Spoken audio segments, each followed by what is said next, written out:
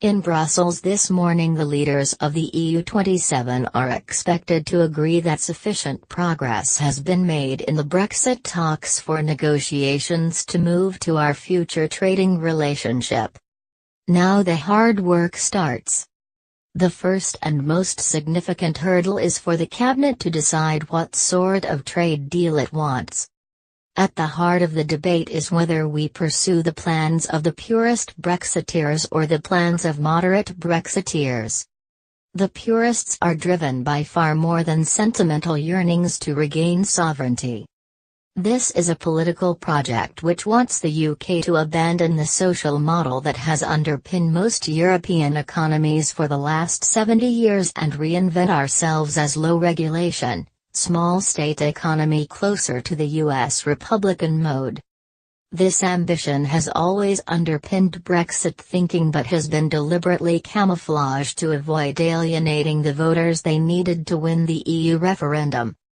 Only now, when a decision has to be made, are they having to come clean about the consequences of their ideological course, a UK which they believe can only be economically competitive if we surrender hard-won workers' rights, cut taxes which fund public services and leave firms at the mercy of international forces. The moderate Brexiteers, aware of the political repercussions, are looking for a compromise that sees the UK align with EU rules and regulations to maintain our trading base. Whichever course we choose, Britain is going to struggle to strike a free trade deal with Brussels that includes financial services, the largest sector of our economy. EU officials close to the negotiations are blunt about this. Financial services will not be on the table, they say. This demolishes David Davis's hope of a Canadian-style deal plus. Few expect the cabinet divisions to be resolved quickly.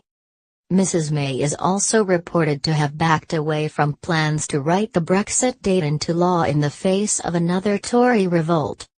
The idea of setting a fixed leaving date was gimmick designed to appease the right-wing press but had little bearing on the reality of negotiations which often overrun their scheduled time frame. As others have pointed out, the Good Friday Agreement would never have been delivered if there had been a set deadline. The Jo Cox Commission launches its report on loneliness today with a call for a minister to be appointed to tackle what it describes as a social epidemic. It speaks volumes about the late MP's empathetic character that she was one of the first to champion an issue which was staring us in the face but rarely mentioned.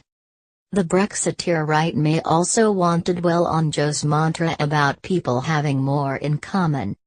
The vitriol and poison directed at the Conservative MPs who rebelled this week is deeply unpleasant and has led some of them receiving death threats. The latest claim is their actions have made it more likely that a Marxist Jeremy Corbyn will assume power.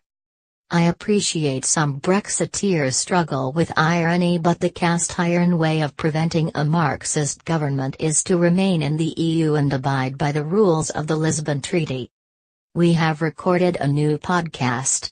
Do listen to me, Kevin Maguire, Alison Phillips and Mikey Smith give our review of the political year.